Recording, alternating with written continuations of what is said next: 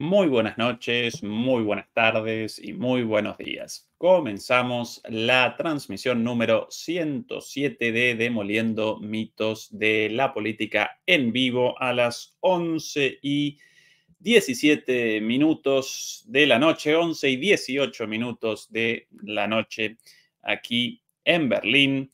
Comenzamos una transmisión con muchísima información, tanto militar como política, en la cual vamos, una transmisión en la cual vamos a establecer el foco en la posibilidad de una ofensiva a gran escala y en profundidad de Rusia en el verano boreal.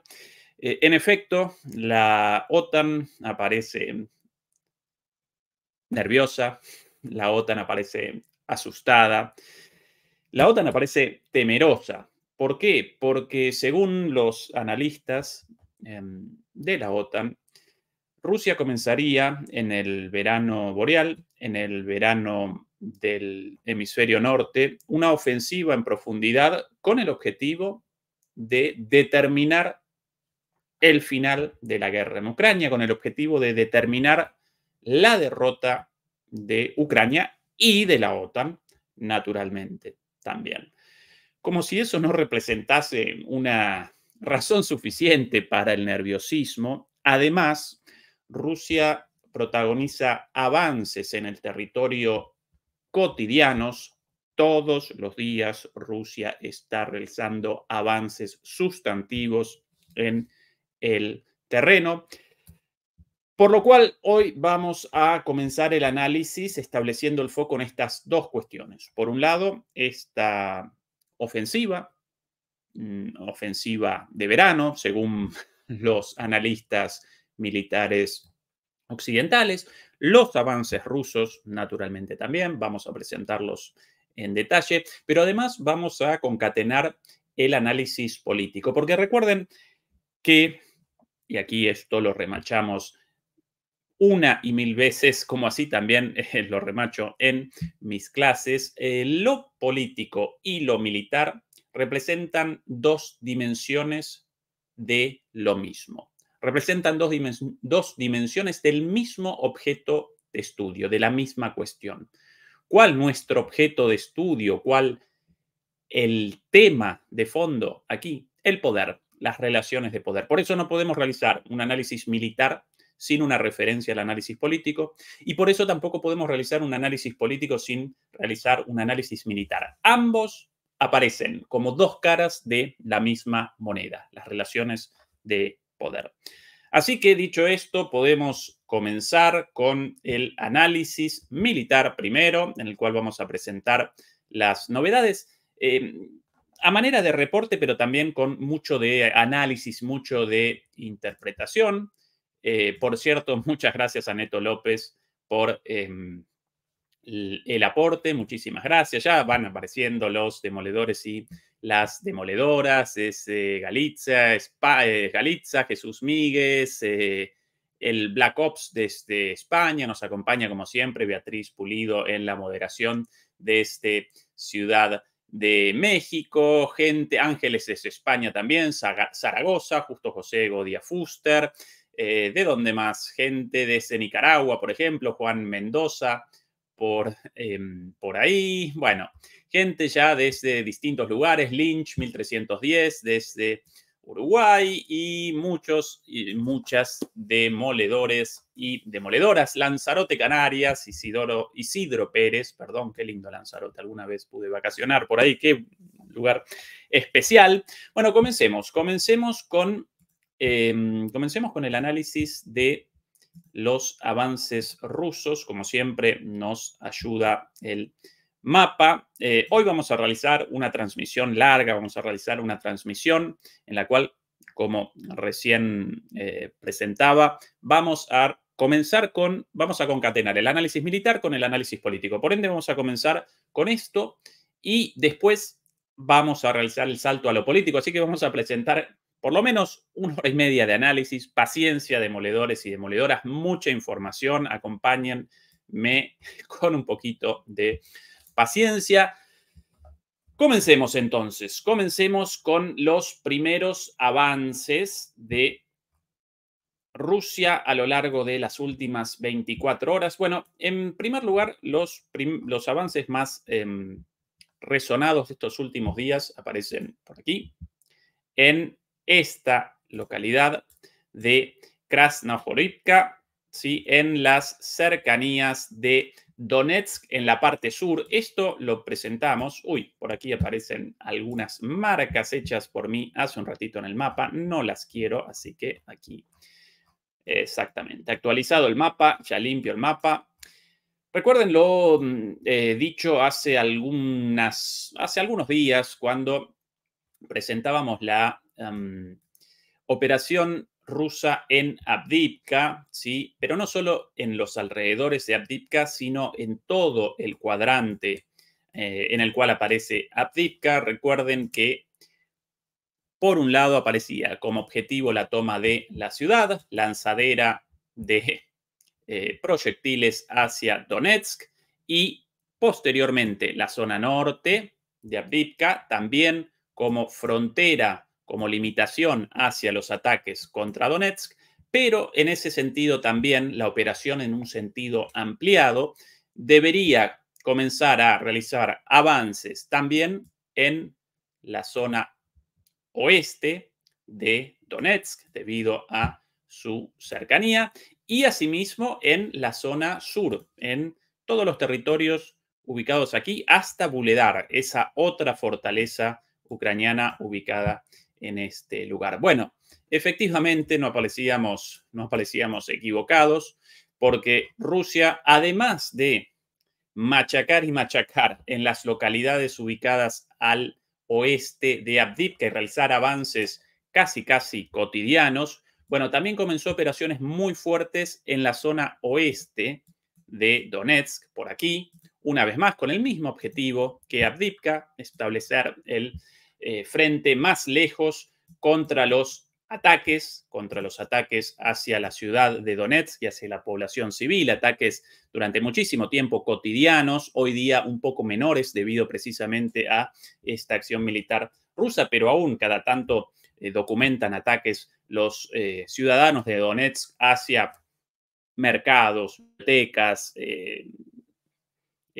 recuerdo uno ahora de una escuela hace no mucho tiempo, ¿sí? Instituciones de carácter civil. Bueno, entonces el objetivo, el ataque hacia el oeste y una vez más los avances más fuertes aparecieron aquí en el sur de Krasnohorivka. Todavía no aparecieron documentaciones georreferenciadas, sí, pero un segundito, vamos a retroceder en el mapa porque sí aparece no tanto, desde el 29 hasta el primero. Ahora sí, bien. Sí, básicamente, la secuencia de lo sucedido? Bueno, en primer lugar, me acompañan por ahí con, sí, ¿no? La técnica, sí.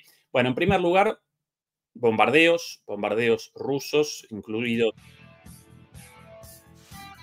sistemas lanzallamas TOS, lo habitual, bombardeos con FAB, lo habitual como anticipo antes de la operación y posteriormente un avance ruso. ¿Sí? Los rusos conquistaron la zona sur de esta ciudad. Inmediatamente después, los ucranianos respondieron con un contraataque y según los canales de Telegram ucranianos, los rusos debieron retroceder, pero aparentemente eso en realidad representa una narrativa falsa porque los videos georreferenciados como este, difundidos por las Fuerzas Armadas ucranianas, presentan una contraofensiva, efectivamente. Por aquí, si no recuerdo mal, exactamente. Aquí no presentamos videos de gente muerta, ni mucho menos. Bueno, esa es la intensidad de los combates tremendos. Bueno, efectivamente realizaron un contraataque, pero el video presenta un avance hasta aquí. ¿sí? Hasta aquí está la zona gris, pero esta zona ya aparece en control de los rusos y naturalmente aparece como una base para las futuras operaciones, ¿sí? Como una plataforma para el avance hacia el norte de esta ciudad. Así que comenzamos con ese importante avance ruso. Segundo avance importante del día, ¿sí? Este de aquí, en esta pequeñísima, pero muy importante, muy significativa localidad llamada Nevelske, en la cual grupos de asalto ruso realizaron avances, realizaron ataques en profundidad hasta Nevelske. Una vez más, recuerden que este mapeador no colorea las zonas hasta la georreferenciación, presenta una política muy conservadora, pero según distintas fuentes, incluidas fuentes ucranianas, los rusos habrían conquistado este pequeño eh, poblado, esta pequeña localidad, algo muy significativo de cara a las luchas de aquí hacia adelante por la zona oeste de Donetsk, ¿sí? Bien, ese otro avance importante del día. Quizás los avances más significativos fueron documentados una vez más en las afueras de Avdiivka, donde, aquí podemos presentar, donde según muchísimas fuentes, esta no recoge estos avances una vez más por la política muy conservadora de este canal, pero cierta, pero con bastante, con mucha seriedad, un mapeador muy serio. Aparentemente, los rusos, según varias fuentes, ¿sí? Varias fuentes, incluidas Suriyak y otros, algunos incluso según el propio Deep State, una fuente pro-ucraniana, bien, ya habría Rusia conquistado Tonenke aquí, o por lo menos aparecería a punto de conquistar por completo Tonenke, como así también la totalidad de esta localidad llamada, si no recuerdo mal, Orlivka. Sí, Orlivka. Con tantos nombres rusos y ucranianos en la cabeza, uno en un momento ya no recuerda los nombres de tantos poblados. Sí aparecen videos georreferenciados.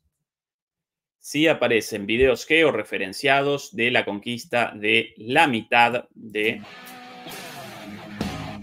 Sin música esto, como siempre, de... Bueno, esto parte de la planta de coque, pero van a aparecer imágenes también... Ahí, efectivamente, imágenes de ahí, las casitas también, con ahí los blindados rusos, ¿sí? Esta la georreferencia con la toma de la mitad de Orlivka.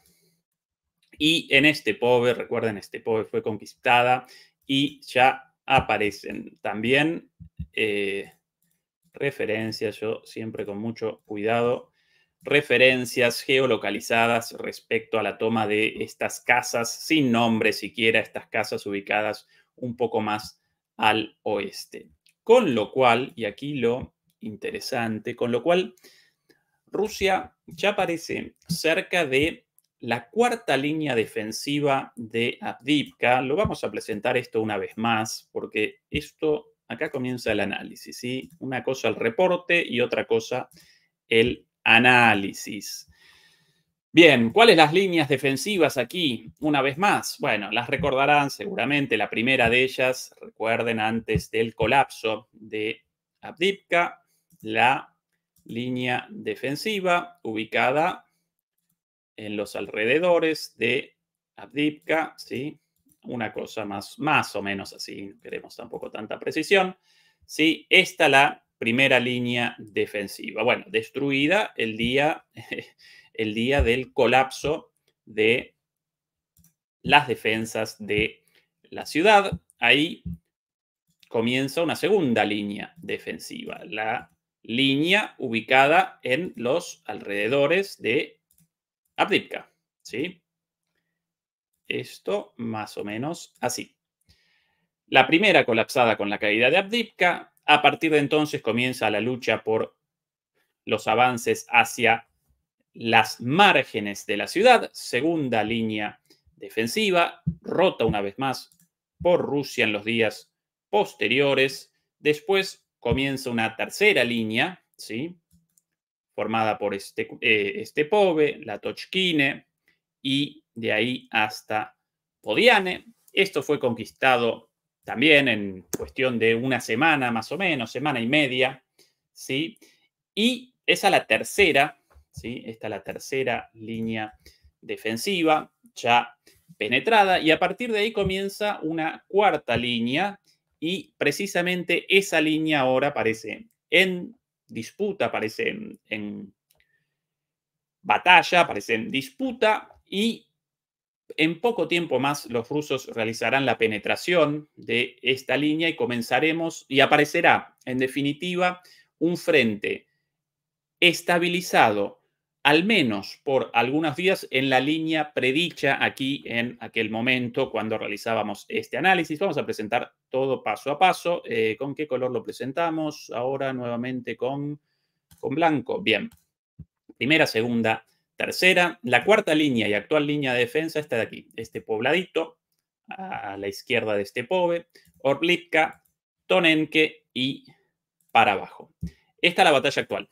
¿Sí? Esta la batalla actual, pero una vez más, Rusia ya habría conquistado ya conquistó una buena parte de Orlivka y aparentemente estaría realizando avances hacia el oeste, con lo cual, lo mismo con Tonenke, con lo cual, una vez más, esta línea de defensa también penetrada, y ahí aparecemos en la línea de defensa, en principio más importante, ¿sí? A partir de ahora, formada por un accidente geográfico, un accidente del terreno. Nosotros habíamos presentado, apenas tomada Avdiivka, esta próxima línea como la línea de estabilización en un primer momento. ¿Cuál es esa línea? Esta de aquí, demoledores y demoledoras. ¿Qué color podemos aquí? Bueno, nuevamente el color rojo.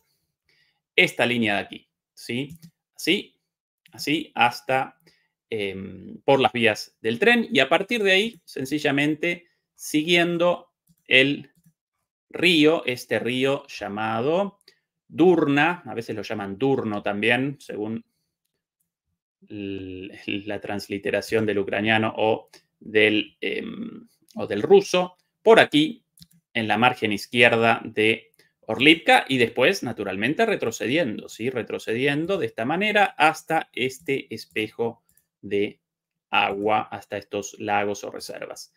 Esta la primera, segunda, tercera, cuarta, quinta línea defensiva en esta zona. Según nuestro análisis, recuerden, Rusia tarde o temprano conquistaría todo esto en la operación de Avdiivka, más todo lo ubicado al sur, una vez más, recuerden lo dicho recién sobre el flanco este de Donetsk y el flanco suroeste. Esto aparecía en el noroeste de Donetsk y en el oeste de Avdiivka. Bueno, acaba de aparecer la primera estabilización del frente, eso sin dudas.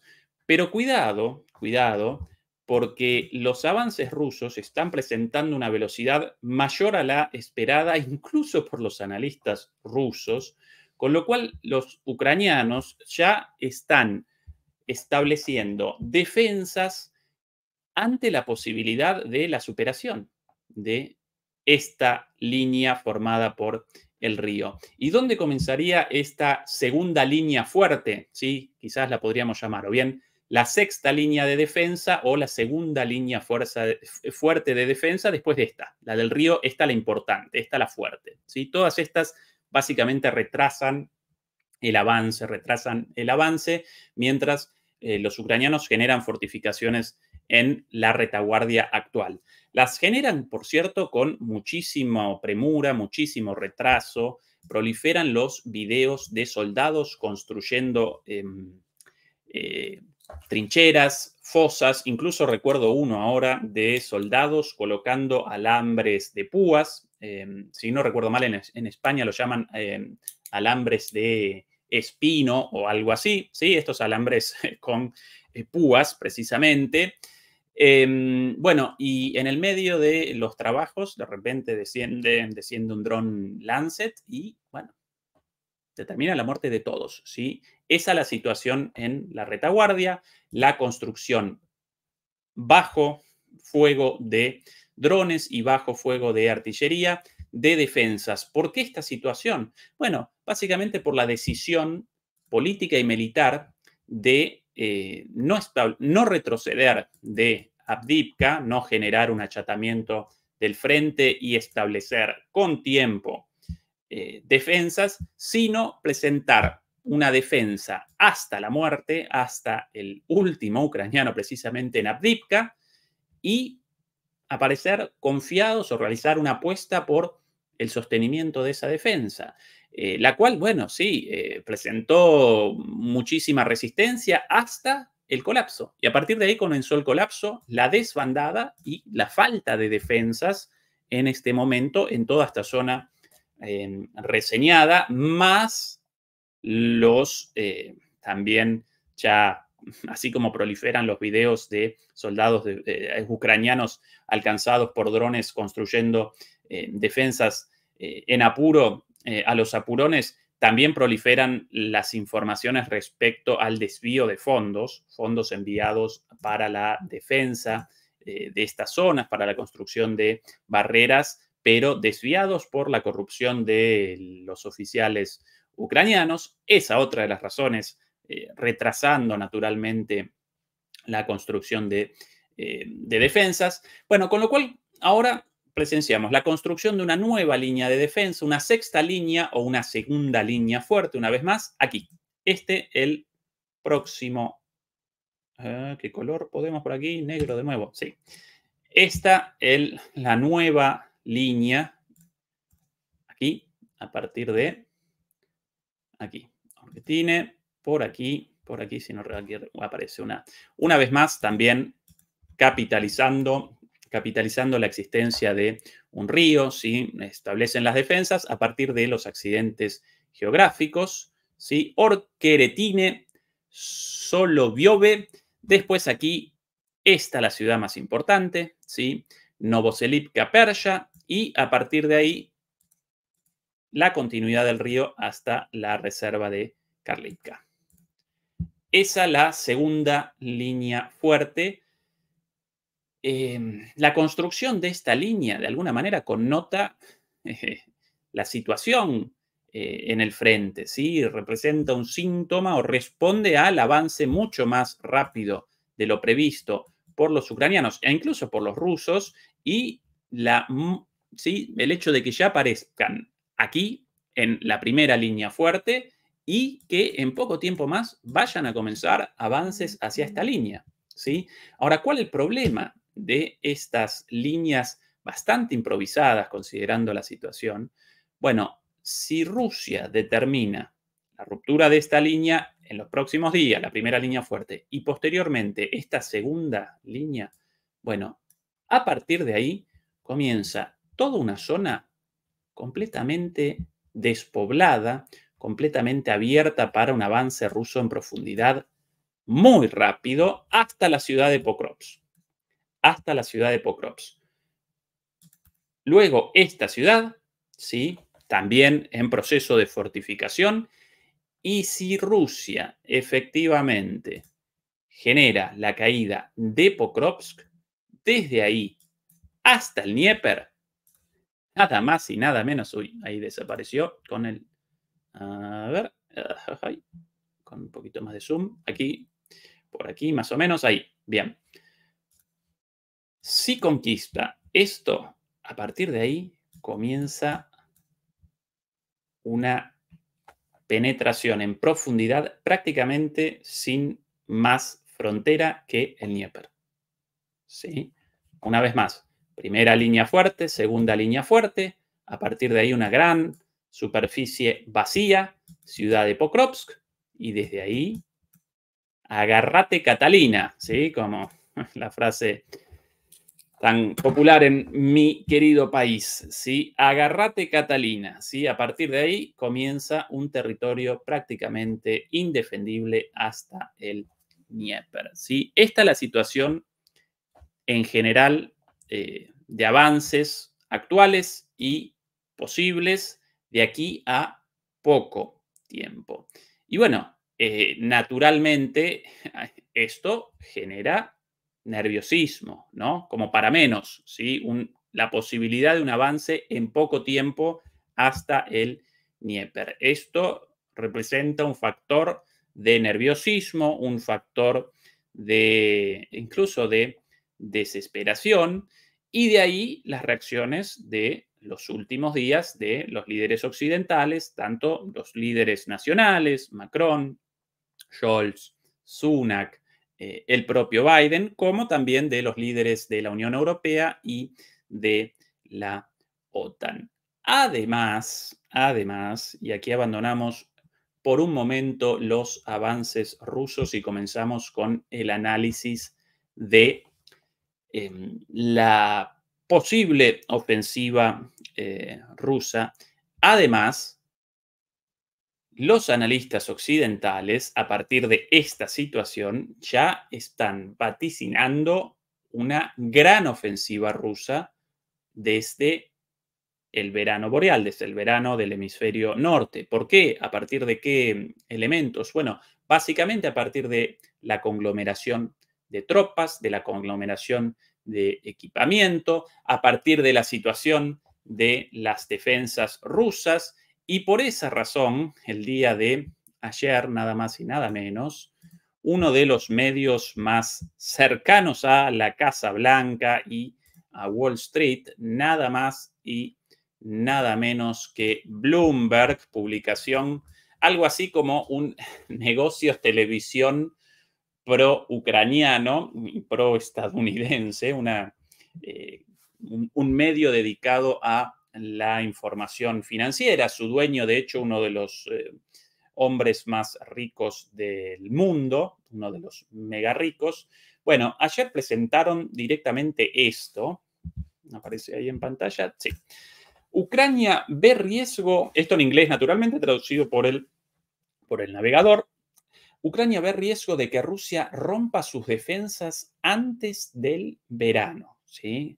Ya no solo estamos nosotros, es una perspectiva crítica, realizando este análisis, sino que los analistas de la Casa Blanca, recogidos por Bloomberg, naturalmente, realizan un análisis similar y aparecen nerviosos, y por eso presentan este tipo de columnas. La evaluación de Kiev sobre la situación en el campo de batalla es cada vez más sombría.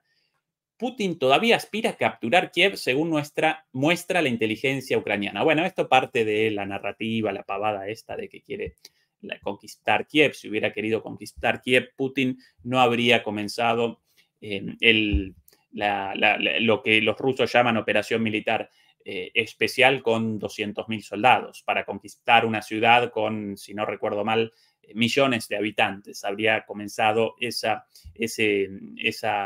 ese ataque con muchísimos más soldados, los cuales, por cierto, aparecían a disposición de las Fuerzas Armadas rusas, pero por decisión del alto mando político y el alto mando militar, y porque en ese entonces comenzaba una situación completamente distinta a la actual. Recuerden que básicamente Rusia quería una negociación rápida, la capitulación de Ucrania y una negociación rápida con miras a la neutralidad de Ucrania respecto a la OTAN. Por eso no quería conquistar Kiev, no quiere conquistar Kiev. Bueno, pavada tras pavada, pero bueno, lo interesante aquí no esto, sino el análisis de la posible ofensiva rusa según los halcones de la Casa Blanca y del Pentágono.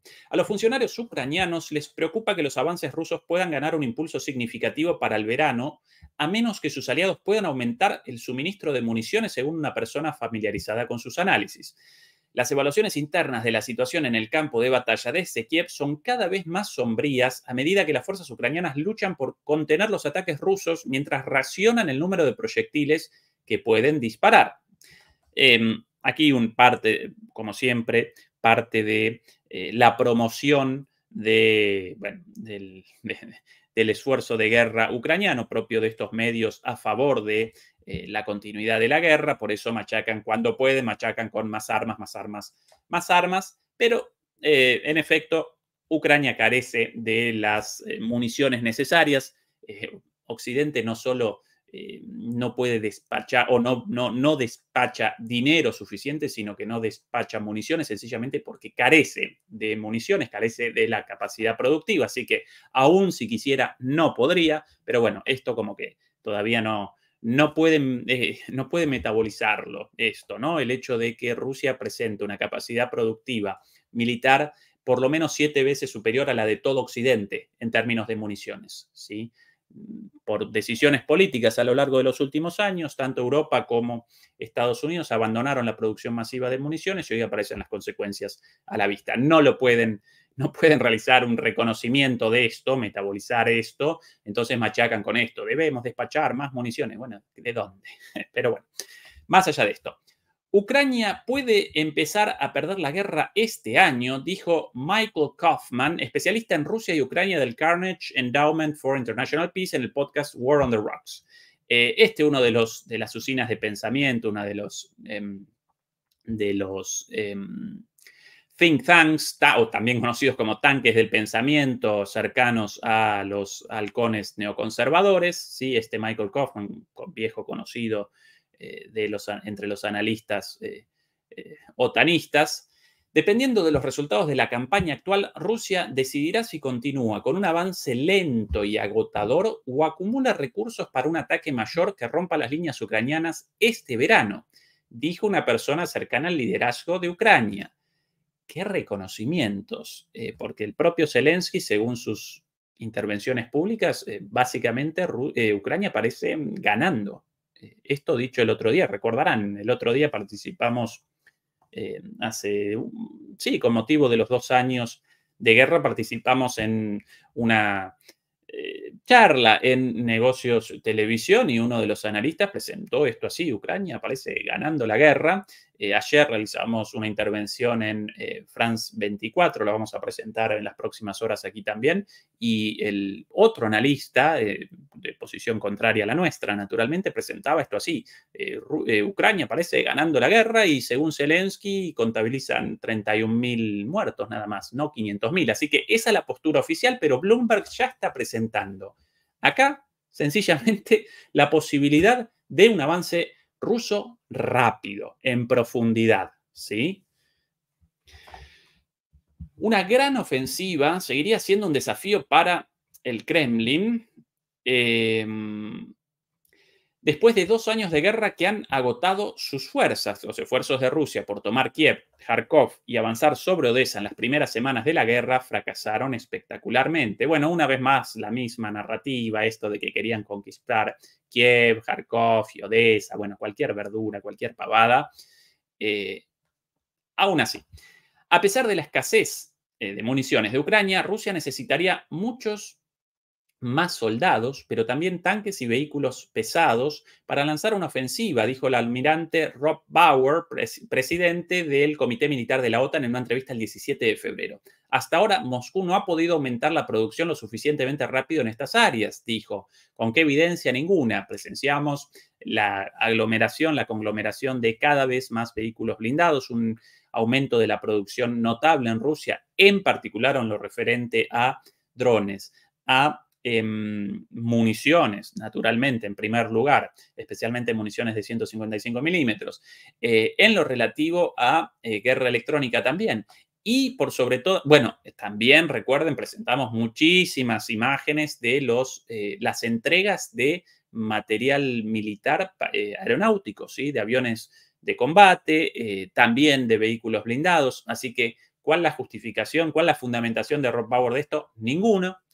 Estas palabras de Rob Bauer: Putin tiene más artillería tiene la capacidad de reemplazar una cierta cantidad de misiles cada mes que está usando, pero no ha tenido pleno éxito en términos de aumento de, por ejemplo, tanques y vehículos blindados, dijo Bauer. Bueno, por lo menos el reconocimiento del poderío artillero, de la producción 7 veces mayor de proyectiles de artillería de Rusia con respecto a la OTAN y de misiles, porque recuerden, demoledores y demoledoras, desde el principio de la guerra, 2 años atrás, machacaban con esto de mañana Rusia carece de misiles, ya despachó todos sus misiles y todo su arsenal, los únicos misiles restantes, los provenientes de Corea del Norte y pavadas así.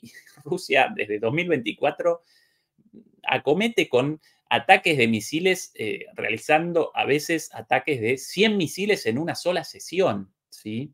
100 ataques en una sola noche, ¿sí? Eso en un día y así días y días, con lo cual evidentemente presenta una capacidad productiva de misiles enorme. Bueno, esto reconocido supuestamente carece de tanques y vehículos blindados, pavadas también sin ninguna fundamentación, pero ya el reconocimiento de la superioridad en cuanto a misiles y artillería. Señaló además informes recientes de Ucrania de que, a pesar de la pérdida de Avdiivka, las tropas rusas murieron a una tasa elevada de 7 rusos por cada soldado que perdió Kiev. Sí, bueno, eso según los informes de Ucrania. Ucrania responsable del desastre en Avdiivka, con esa desbandada por la obstinación de la defensa de Avdiivka hasta el último ucraniano, y después ese colapso en un solo día y esa desbandada, lo cual, tanto antes, una defensa a cualquier precio genera muchísimas víctimas fatales y muchísimos heridos, como naturalmente las consecuencias de esa mala decisión y esa desbandada generaron muchísimas víctimas y muchísimos prisioneros de guerra. ¿Por qué esa situación habría de determinar una mayor cantidad de muertos rusos que ucranianos frente a esa situación obvia de superioridad rusa? No lo determinan, no lo presentan con información ni con fundamento, bueno, parte de la propaganda, pero bueno, esto parte de la guerra también. La proporción de 1 a 7 significa que necesitará muchas fuerzas para derrotar a los ucranianos. Recordemos además las dificultades en el reclutamiento con los miles de videos presentados acá sobre gente reclutada en las calles de los pelos, ¿sí? En Ucrania por falta de soldados. La estrategia de Ucrania es tratar de mantener la línea del frente tanto como sea posible hasta la segunda mitad del año, cuando podría conseguir aviones de combate F-16 y la producción occidental de municiones debería aumentar. Eso permitiría a Kiev planificar otra posible contraofensiva en 2025. Bueno, esta narrativa del aguante en 2024 y la vuelta a las acciones ofensivas en 2025 comenzó en Times, en Time, no en Times, el Times británico, sino la revista Time estadounidense, hace algún tiempito, con el reconocimiento de Ucrania no puede ganar esta guerra, así el título de la columna de la semana pasada, con esta idea. Bueno, van a retroceder lo menos posible este año y el año próximo recomenzar la ofensiva con las promesas de aviones de combate y mayor aumento de municiones. Todo mentira. Lo de los aviones de combate F-16, en primer lugar, todavía todos aparecemos a la espera de eso desde hace 2 años, anuncio tras anuncio. En segundo lugar, una veintena de aviones F-16 no van a generar ninguna diferencia en la relación de fuerzas, ni siquiera en el espacio aéreo, y mucho menos esto de mayor producción para el 2025. Sí, podrán generar el aumento relativo de la producción de municiones, pero de ninguna manera al nivel necesario por, una vez más, las políticas de años de desinversión en ese sector. Así que no solamente avances y más avances rusos, sino también la perspectiva reconocida por Bloomberg, por los analistas como Rob Bauer,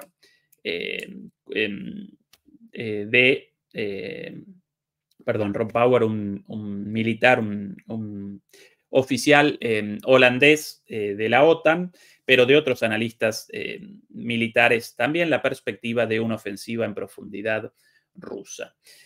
Esto está generando muchos nervios, muchos, pero muchos nervios, incluso desesperación, y esto determinó el inicio de una telenovela en los últimos días, desencadenó un culebrón en los últimos días con la participación protagónica del impresentable de Macron, ¿no? Con una de sus macronadas.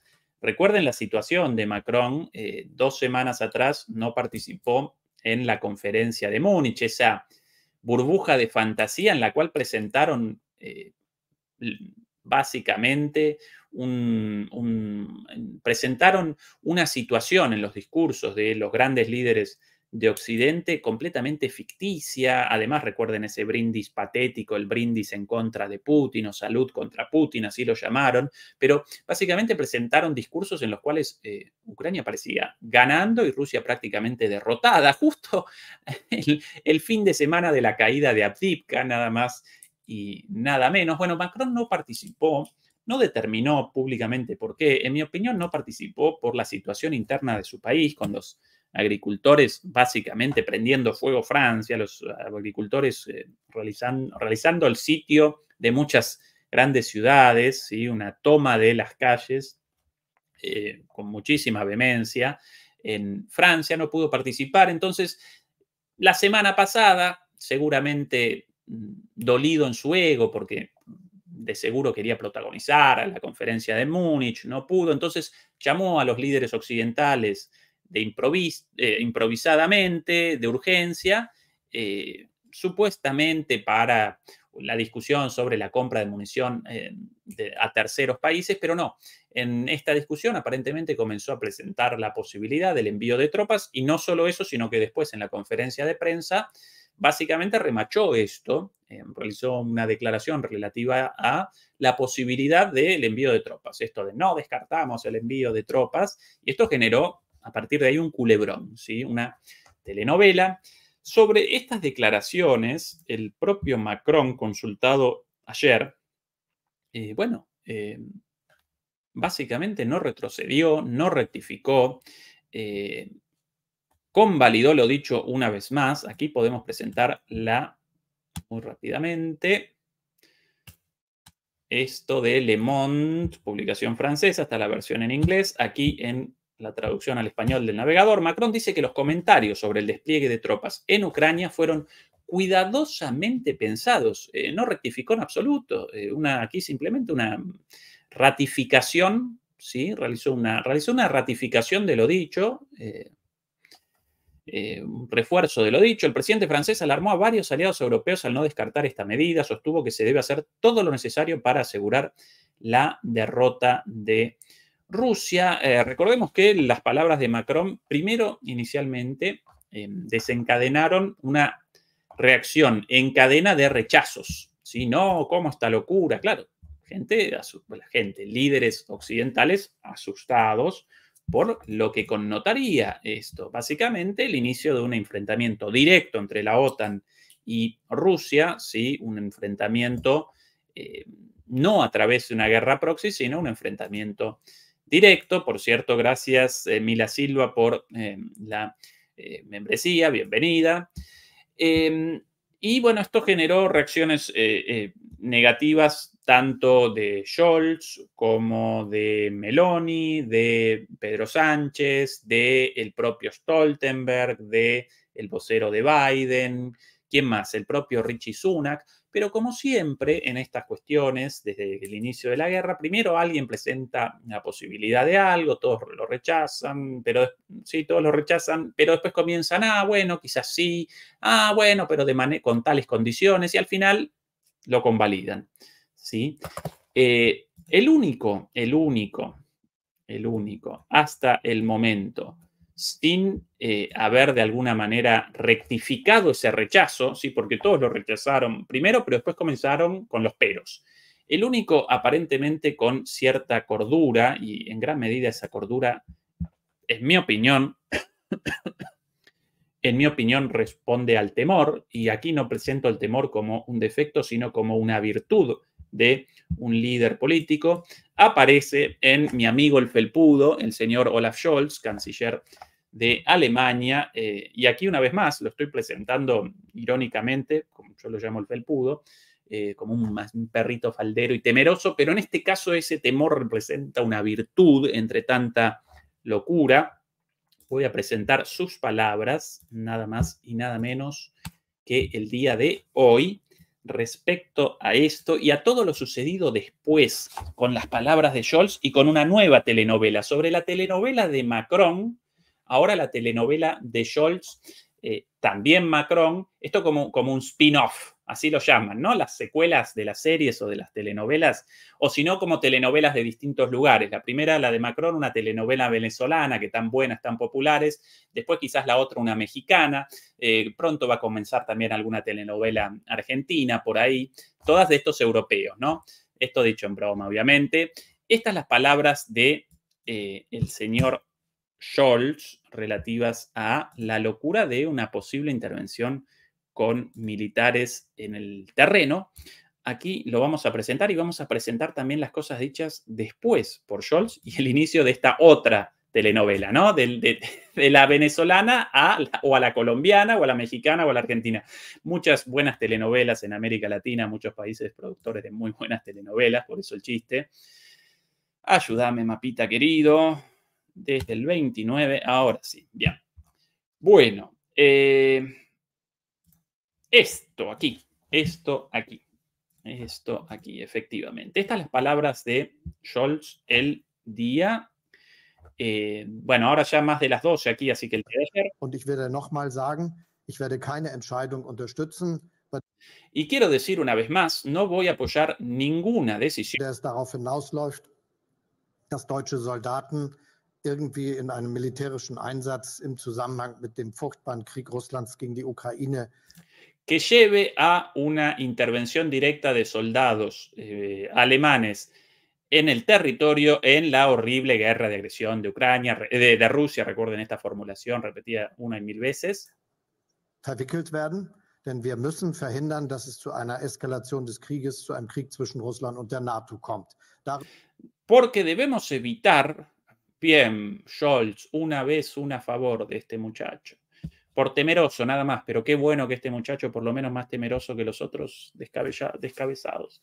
Bueno, porque debemos evitar una escalación entre Rusia y la OTAN. Debemos evitar una guerra directa entre Rusia y la OTAN. Darüber bin ich mir auch mit all meinen Freunden in Europa, den USA und anderswo einig.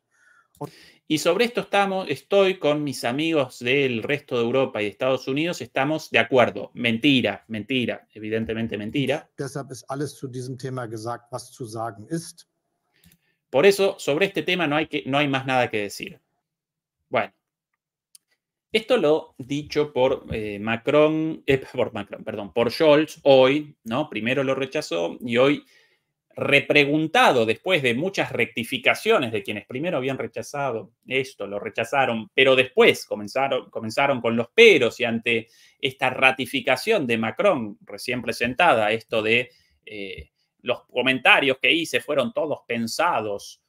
Bueno, entonces aquí la repregunta y la respuesta en la misma línea de Scholz de no queremos eso porque va a generar un enfrentamiento directo y un peligro enorme. Además, recuerden, en el caso de una guerra nuclear, una guerra directa entre la OTAN y Rusia, el primer objetivo de Rusia, naturalmente, aquí, esta ciudad, la ciudad de Berlín, todos volando por los aires, incluidos nosotros, lamentablemente también.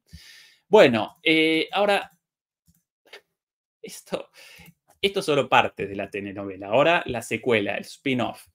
Esto de aquí. Lo sucedido respecto a algunas palabras de Scholz sobre Francia y Reino Unido. Si Scholz respondió de esta manera, por error, por bocón, o un poco enojado, irritado por estas llamadas a una escalada ya tremendamente peligrosa, más peligrosa que las escaladas anteriores, con estos llamados a una participación con tropas en el terreno, tropas de la OTAN en el terreno, quizás por enojo. Bueno, esto lo sucedido a partir de las palabras inmediatamente posteriores de Scholz por aquí.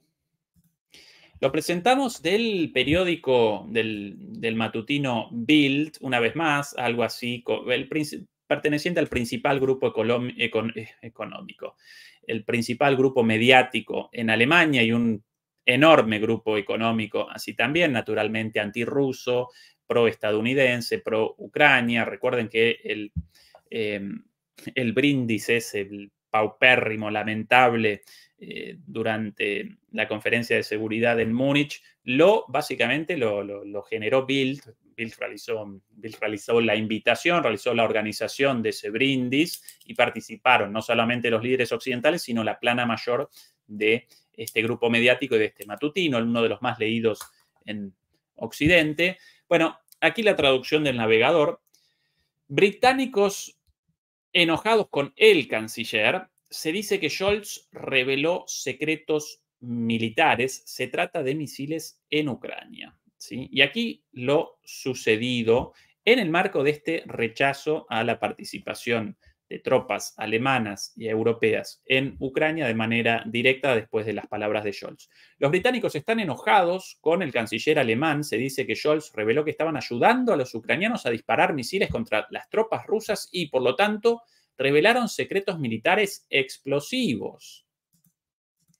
Bueno, algo, por cierto, una predicción más hecha en este canal, tanto por nosotros como por todos los analistas invitados, el hecho de que participan en la guerra en Ucrania no solamente mercenarios de países de la OTAN, sino también personal militar de la OTAN.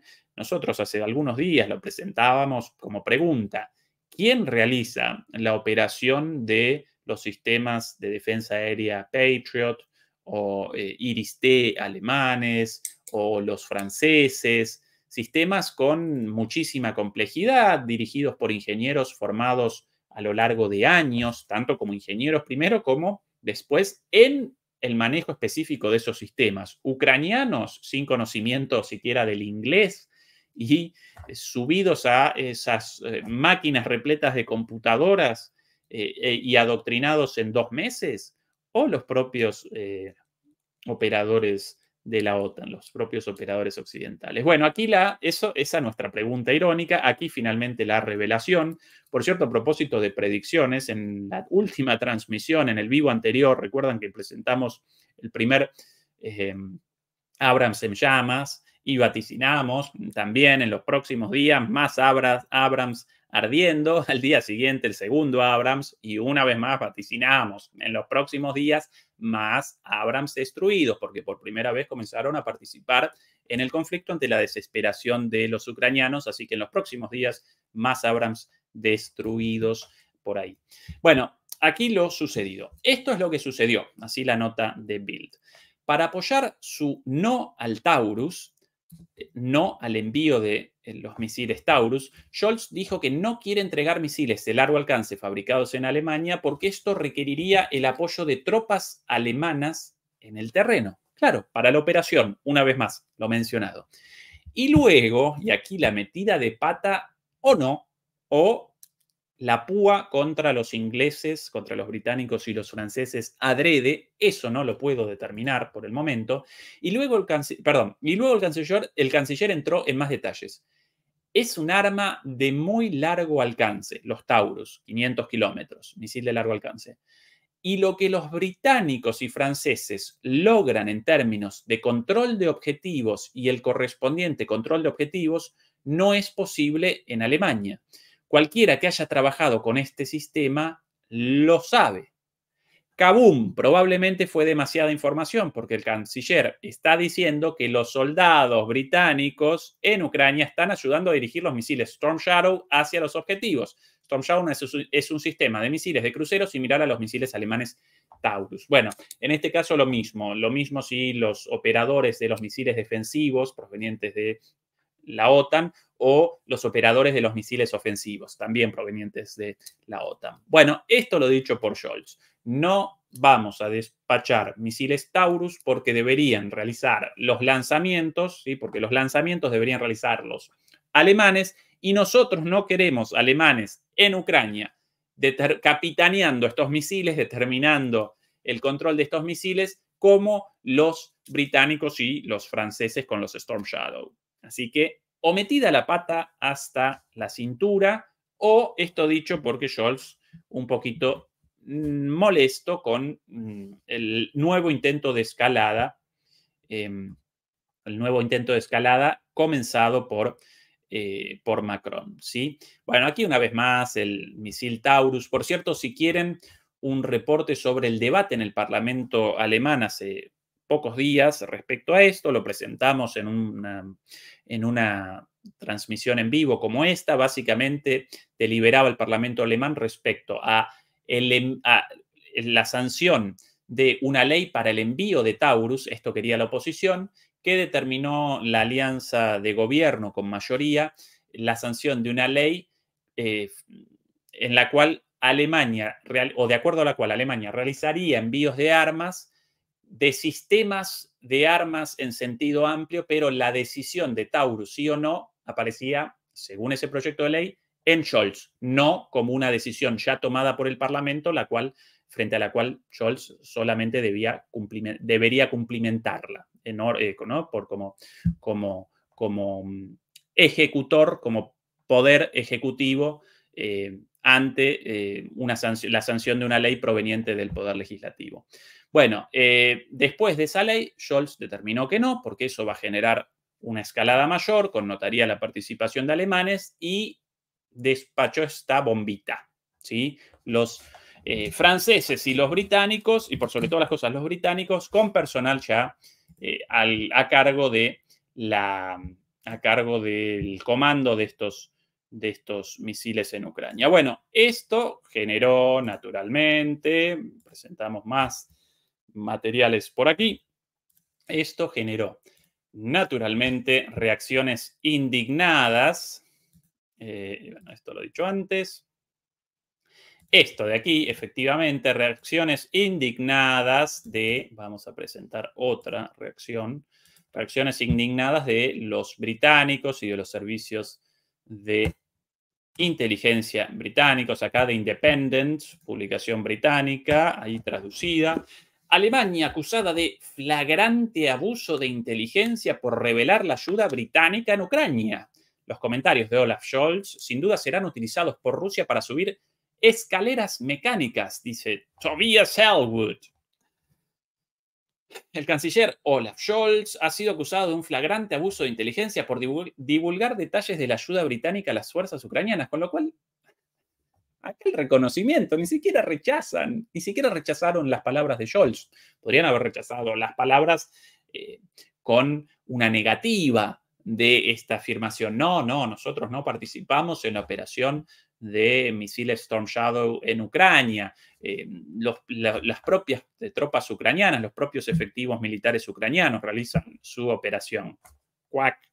Bueno, no, ni siquiera eso. Respondieron, ¿por qué genera la difusión de secretos de inteligencia? Lo cual connota una aceptación de lo dicho, pero además, otra cosa, ¿cuál problema según los británicos? No la participación en la guerra de militares británicos de la OTAN, y no ex militares como mercenarios, sino militares activos. Eso no parece como un problema para ellos. El problema aparece en la difusión de ese hecho por parte de Scholz. Entonces lo responsabilizan a Scholz de bocón, pero sobre la propia acción de ellos, un poco de autocrítica, no, nada, en absoluto, ningún problema. Y ahí aparece el problema, ¿sí? En esta locura de despachar personal militar, aún en contra de la posición oficial de Reino Unido. Reino Unido supuestamente no participa directamente en la guerra, no participa con personal militar, más allá de algunas cosas de entrenamiento, aunque todos estábamos enterados de esto y nosotros lo presentamos. Pero bueno, aquí la segunda telenovela de los últimos 2 días. Scholz dijo que Alemania no enviará a Kiev Taurus, la versión berlinesa del misil Storm Shadow, señalando el riesgo de que su país se involucre directamente en la guerra, refiriéndose a la ayuda al Reino Unido y Francia a Ucrania. Versión berlinesa del misil Storm Shadow, no. Misil distinto, hecho por los alemanes, mejor que el Storm Shadow. El Storm Shadow, un misil sí equiparable o sí producido originalmente por Matra, francesa, también por los británicos posteriormente, por ende los franceses lo llaman Scalp, los británicos Storm Shadow, mucho más marketinero el nombre Storm Shadow, ¿no? más vendible, pero bueno, eso sí equiparables, eso sí, la versión francesa o versión británica del mismo misil, en este caso representa otro misil más moderno y en mi opinión mejor, pero bueno, eso discutible en términos militares, 500 kilómetros de alcance más o menos, y bueno, misil de largo alcance con la posibilidad de un ataque a Moscú. Dios no quiera que cometan la locura de un ataque a Moscú, porque ahí sí que comenzamos la desbandada, comenzamos con los problemas en serio, ¿sí? La posibilidad de un ataque, una retaliación directa de los rusos. No solamente la pelea con los británicos a partir de esto, sino también la tercera telenovela, ¿sí? Si comenzó Macron, ¿no? Macron comenzó con la serie original de Netflix. Después con esto, Scholz y los británicos, la secuela, y ahora de repente vamos a presentar la precuela, otra telenovela más, ahora el enfrentamiento entre Scholz y Macron, ¿sí? Porque Macron también enojado por esto, así que vamos a presentar Político, la publicación Político de Europa en alemán, no, perdón, en alemán, qué bestia, en inglés, la versión europea de Político, aparentemente esta, ahí traducida. Scholz y Macron se pelean por armas para Ucrania. Mientras Ucrania se queda sin municiones, los líderes alemán y francés están en desacuerdo sobre la ayuda militar. Haremos todo lo que sea necesario para garantizar que Rusia no pueda ganar esta guerra, dijo Macron a los periodistas. Todo es posible, incluido el envío de tropas occidentales a Ucrania. Estos comentarios contrastaron marcadamente con los de Olaf Scholz, el canciller alemán, quien poco antes de partir hacia la cumbre en París hizo el argumento opuesto, advirtiendo sobre los peligros de la reacción de Rusia si su gobierno enviara misiles Taurus de largo alcance de fabricación alemana a Ucrania. No podemos vincularnos en ningún punto o lugar con los objetivos que este sistema puede alcanzar. Bueno, eso es el inicio, ¿sí? Y ahora, el martes los líderes de varias naciones de la OTAN se distanciaron de los comentarios de Macron, insistiendo que no tienen planes de enviar tropas a Ucrania. Pero los temores alemanes de un conflicto de Rusia están particularmente arraigados. Bueno, esto es en gran parte como consecuencia de la guerra, efectivamente. El martes Scholz rechazó cualquier consideración de que los países occidentales envíen tropas para ayudar a defender a Ucrania. No habrá tropas terrestres de los países europeos ni de la OTAN, tuiteó. Y ahí comienza la precuela, la telenovela, la tercera parte. La fricción entre Scholz y Macron por la ayuda militar a Ucrania se está convirtiendo en una especie de disputa abierta. Los funcionarios alemanes se quejan de que si bien Macron está dispuesto a hablar duro sobre Ucrania, no ha tomado medidas suficientes en comparación con lo que está haciendo Berlín. Claro, ¿cuál es el argumento de los alemanes? Vos, Macron, mucho piripipí, ¿no? Pero mucho ruido y pocas nueces. Muy bocón, vociferar esto del envío de tropas, pero de envío de armas, nada. Alemania despacha, o últimamente está despachando muchísimo dinero, más que los países europeos, que los restantes países europeos, y está despachando muchísimas armas también, ¿sí? Ante la interrupción del flujo de dinero y de armas proveniente de los Estados Unidos por la negativa del Congreso estadounidense de los republicanos en la Cámara Baja al paquete de asistencia promovido por Biden, ¿sí? Esos 61.000 millones de euros de ayuda a Ucrania y suspendidos por el Congreso estadounidense. El Instituto Kiel de Alemania, que recopila las contribuciones nacionales al esfuerzo bélico de Ucrania, sitúa a Francia como un claro rezagado con 640 millones de euros en ayuda militar en comparación con Alemania, que ha proporcionado o prometido 17.700 millones de euros. Mamita, cuánta plata donada por Alemania y qué poca en comparación con casi 18.000 millones contra 640. Qué caradura Macron. Esto es cierto, esto es un dato objetivo. Qué caradura Macron refunfuñando y quizás por una cuestión de ego y de política interna pueda generar esta escalada y el comienzo de una guerra directa y a la vez con una ayuda miserable comparada con la ayuda enviada por los otros grandes países de la OTAN. Es por eso que Scholz ha estado aprovechando cada oportunidad que tiene para presionar a los países de la Unión Europea para que envíen más armas y municiones a Ucrania. Los funcionarios franceses, por su parte, responden que proporcionan armas que realmente importan y lo hacen con menos vacilación que los alemanes.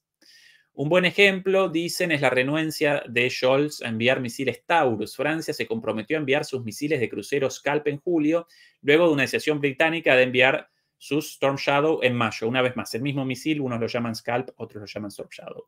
Esos misiles son comparables al Taurus, aunque se entiende que el misil de crucero alemán ofrece un mayor alcance, lo dicho, y tiene una ojiva que lo hace útil contra objetivos como el puente de Kerch, que une Rusia y la Crimea ocupada. Por cierto, ayer realizaron, el día de ayer, Ucrania realizó un ataque masivo con misiles Storm Shadow, todos ellos interceptados por las defensas antiaéreas rusas. Realizaron un ataque con por lo menos 10 misiles Storm Shadow en dirección a Crimea. Bueno, básicamente una telenovela esto. Ustedes con mucho piripipí, pero sin envío de dinero y de armas. Y los franceses, sí, nosotros con menos, pero enviando de los buenos, ¿no? Armas de las buenas. Bueno, sí, en Argentina esto lo llamaríamos un puterío, pero no lo vamos a presentar de esa manera tan grosera. Un ida y vuelta, vamos a llamar un diferendo. Esta la segunda telenovela, la de Scholz y Macron. Y ahora comienza la película, ¿sí? Después de las 3 series, ahora comienza la película con el último escándalo. La película porque después de todo esto, de repente, ¿cuál la novedad del día de hoy? Filtración publicada por los medios rusos, de hecho publicada, si no recuerdo mal, por la directora de RT Rusia, que presentó hoy a la tarde, hace unas horitas, una conversación interceptada de los altos mandos militares alemanes respecto a una conversación sostenida hace unos días, el 19 del mes pasado, sobre la utilización de Taurus para un ataque contra el puente de Kerch, el puente sobre el estrecho de Kerch en Crimea. Nada más y nada menos. Esto publicado por los rusos, esto aquí, ¿sí? Perdón, no está de aquí, esto. Oficiales alemanes discutieron un ataque al puente de Crimea. Margarita Simonyan, esa la directora de RT Rusia, publicó una transcripción, en realidad no la transcripción, eso más tarde, primero el audio escuchado hoy entero en su totalidad en alemán entre estos oficiales alemanes, una transcripción de la conversación entre altos rangos del ejército, de las Fuerzas Armadas alemanas, discutiendo un ataque sobre el puente de Crimea con misiles Taurus, naturalmente. La conversación, en la cual representantes del Bundeswehr discutieron ataques, tuvo lugar el 19 de febrero. El tema discutido por el jefe de operaciones, jefe de operaciones y ejercicios de la Fuerza Aérea, el inspector de la Fuerza Aérea, Gerhardt, en la foto, Ingo Gerhardt, ahí mal escrito, y bueno, personal del Centro de Operaciones Aéreas Fenske y Frostedt, esos son los nombres. Uno de los oficiales también mencionó mencionó un viaje planeado a Ucrania el 21 de febrero para coordinar estos ataques a objetivos rusos. Nuevamente, posibilidad de participación. Bueno, esto según esta transcripción, en realidad no exactamente. Acá comete un error el mapeador y cuidado porque este error fue cometido también en otros canales, incluso en algunos canales amigos reportando esto, escuchados un ratito antes de esto, y en realidad recogieron el error de varios otros medios.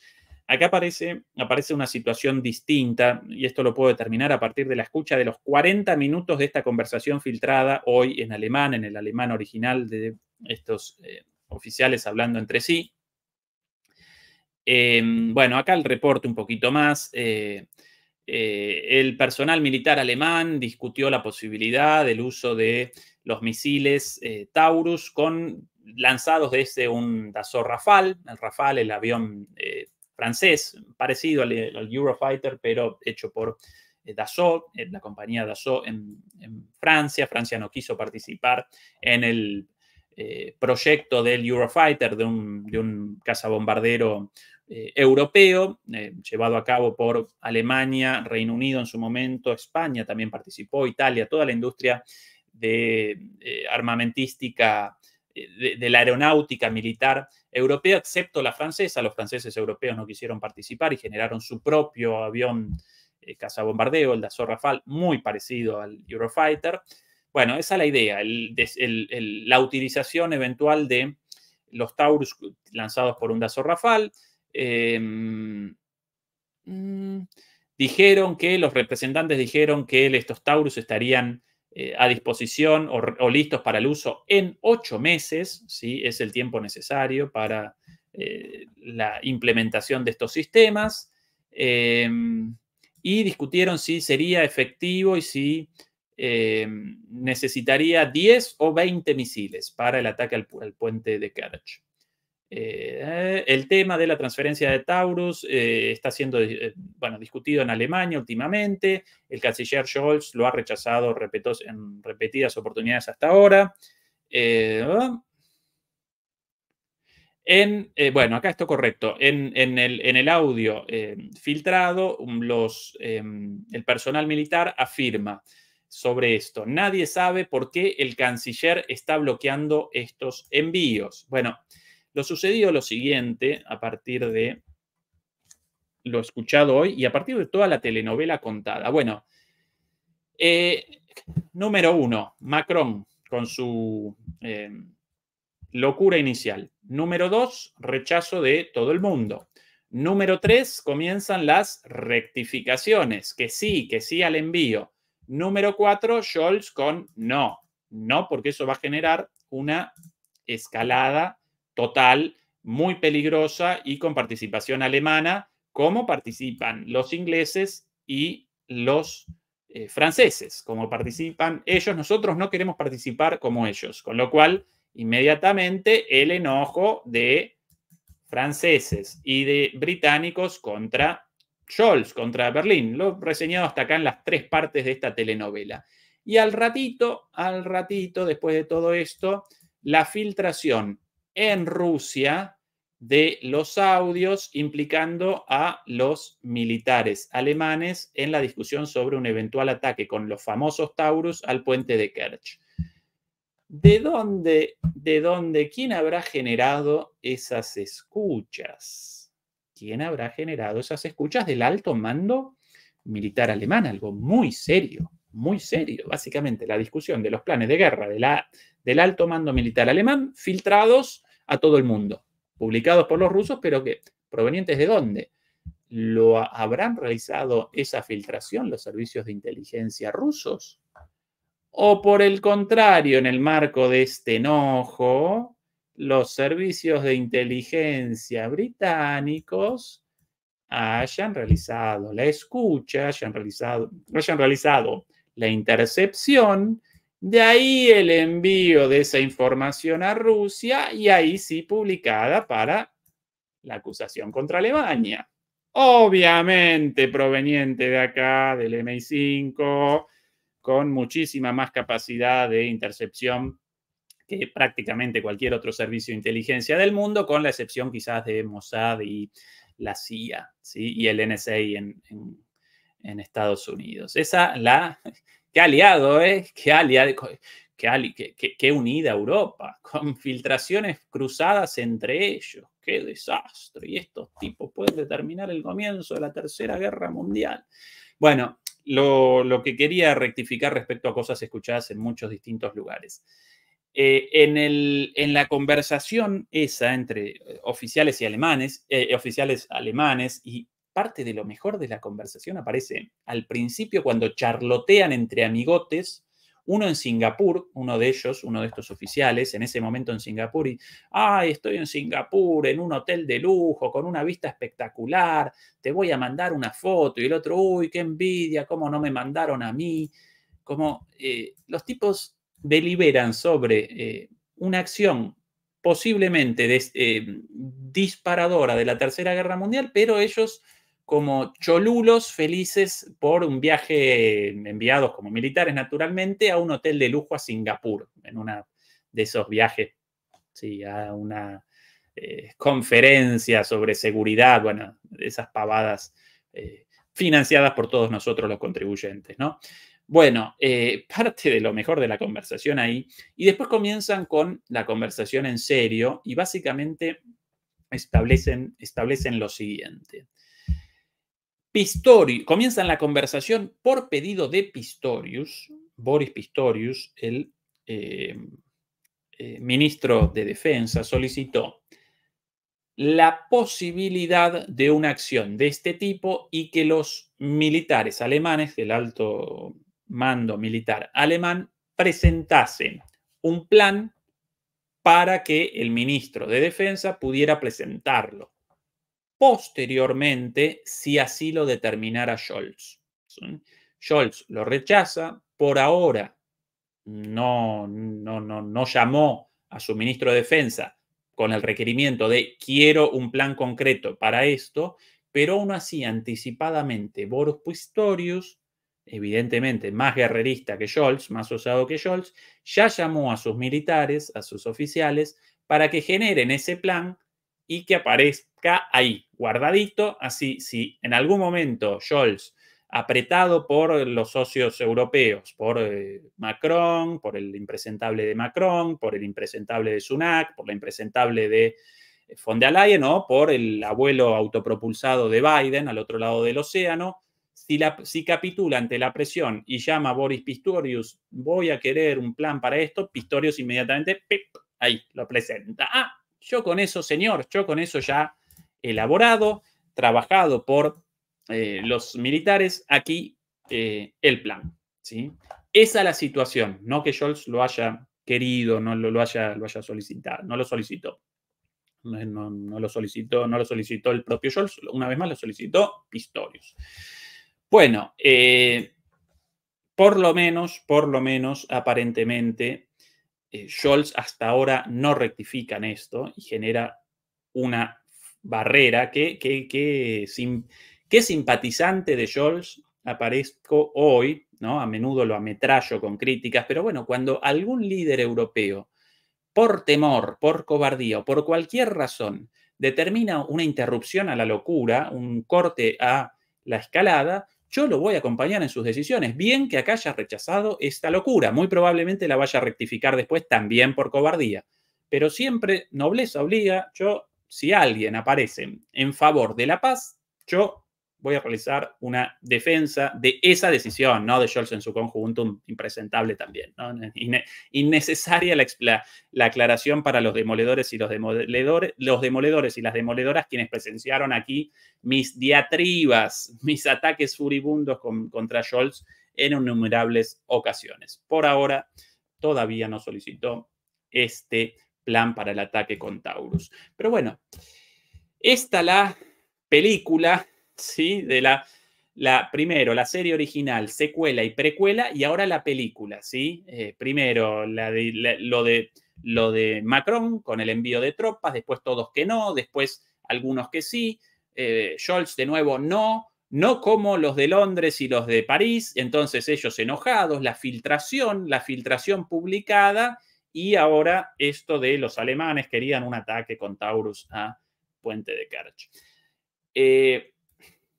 Yo esto lo presento con un poco de humor, en realidad porque fuera abstrayendo por un momento la seriedad de esto, genera risa las idas y vueltas de estos impresentables. Pero cuidado, porque más allá de mi esfuerzo por presentar algo terrible con un poquito de humor, esto podría determinar el inicio de un enfrentamiento directo entre la OTAN y Rusia, nada más y nada menos, demoledores y demoledoras, una guerra mundial entre potencias nucleares. Gente, qué irresponsables, qué descerebrados, por el amor de Dios. Qué descerebrados. Hasta el momento, lo voy a establecer acá con una frase, seguramente generará consecuencias, ataques, rechazos, me llamarán prorruso, lo que quieran, llámenme como quieran. No comenzó una tercera guerra mundial por la, ¿cómo llamarlo? Por la paciencia de los rusos. Así de sencillo. Por la paciencia de los rusos todavía no comenzó una tercera guerra mundial, porque los rusos están conscientes de la irresponsabilidad de estos mequetrefes y por eso ante todas estas provocaciones, ataques, participaciones directas, ahora confirmada por Scholz y demás, por eso no comenzaron una tercera guerra mundial. La podrían haber comenzado con si en Moscú tipos como Macron, como, la marioneta de Biden, en realidad las personas detrás de Biden en Moscú, o como Rishi Sunak, o como von der Leyen, o como Borrell, nosotros ya en una tercera guerra mundial.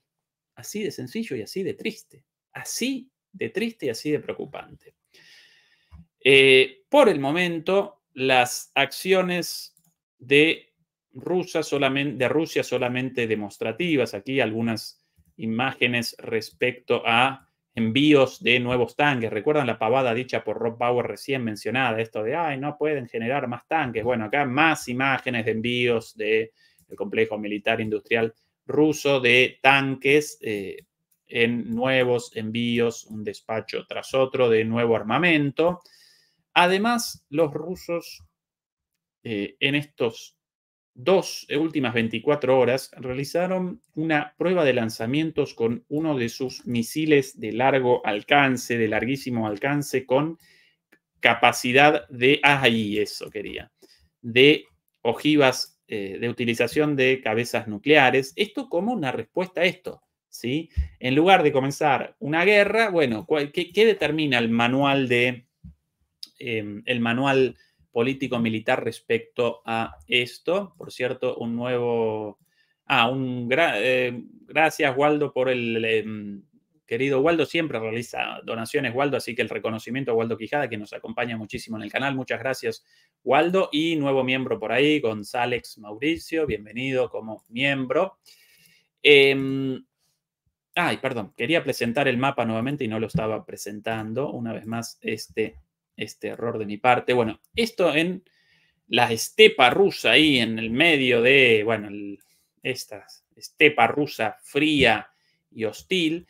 Bueno, ¿cómo responde Putin respecto a esto? ¿Cómo responde Rusia? Bueno, de acuerdo al manual político-militar, frente a una escalada, generar una respuesta lo menos fuerte posible, pero equiparando el nivel de la escalada, ¿sí? No generar una respuesta por encima de la última escalada, porque entonces comienza un círculo vicioso. Escalada, más escalada, más escalada. Entonces, ¿cuál es la respuesta de acuerdo a la doctrina político-militar de cualquier país serio? Bueno, la equiparación de la escalada y una acción demostrativa, una acción tendiente a la disuasión, una acción disuasiva. Bueno, esto lo he hecho por los rusos, a partir de la locura de Macron. Acá, el testeo de uno de estos misiles YARS con alcance para lo que quieran. Si quieren con esto una bomba nuclear en Estados Unidos, pueden. Si quieren en Europa, pueden también. Aquí, la demostración, ¿sí? Ojalá estas acciones disuasivas ayuden a que estos descerebrados rectifiquen estas locuras. Ahí la imagen sin sonido desde el original. Ahí está la situación, demoledores y demoledoras, así de preocupante, más allá de mi enorme esfuerzo por presentar esto de alguna manera con un poquito de no de humor, pero por una sonrisa, por lo menos, ante lo preocupante de esta situación. Recuerden, demoledores y demoledoras, por favor, acompañarnos con el like, nos ayuda contra la censura. Si pueden ayudarnos con una membresía o con un aporte a través de PayPal, mejor. Y si no, sencillamente con la difusión, eso para nosotros vital. Nos congratula que nos acompañen, pero nos congratula aún más si nos ayudan con la difusión. Y recuerden también que nuestro canal hermano de MP Geopolítica, todos los días a las 9 de la noche en Europa, 4 horas menos en Argentina, Chile y México, Argentina, Chile y Brasil, Uruguay también 4 horas menos, 7 horas menos en México y Costa Rica, 5 horas menos de las 9 de la noche de España en Bolivia y Perú, y 6 horas menos en Bolivia y Perú, no, en Bolivia y Venezuela, 6 horas menos en Colombia, Perú y Ecuador. Voy recordando las diferencias horarias como puedo, con el perdón de ustedes, queridos demoledores y queridas demoledoras. Bueno, a las 9 de la noche de Europa, todos los días presentamos ahí a analistas críticos con sus propios programas. Hoy Fernando Moragón con un programa tremendo, él solito, espectacular. Ayer Adrián Celaya con un análisis súper profundo de las razones económicas detrás de la guerra, una cosa espectacular. Dato mata relato, recuerden eso. Con un nivel espectacular. La transmisión del miércoles de Javier Martínez de MP Geopolítica, todo esto, no lo desaprovechen porque presentan, muchos de ellos, algunos académicos, otros no, pero presentan clases magistrales en 1 hora. La presentación del otro día de Javier Martínez, espectacular también, con la reconstrucción, un análisis económico también de la guerra en Ucrania, de el dinero entregado hasta ahora y de los posibles destinos de los dineros para la reconstrucción. Espectacular también. Y el martes, buenísimo el análisis de Eduardo Bior sobre la repercusión de todo esto en América Latina. Así que un lujo de analistas. Por cierto, en las próximas semanas vamos a presentar a nuevos analistas. No lo desaprovechen, acompáñennos ahí con la suscripción también. No lo desaprovechen porque realmente presentan cosas espectaculares con una libertad editorial total. Pueden ahí presentar lo que quieren en la manera en la cual ellos quieren. Pocos lugares con esta libertad, así que ese es nuestro canal hermano de MP Geopolítica. No lo desaprovechen. Y dicho esto, demoledores y demoledoras, después de una larga sesión de 1 hora y media, los abandono hasta el día de mañana. Beatriz, como siempre, mil gracias. Beatriz Pulido, queridísima Beatriz, mil gracias por la moderación.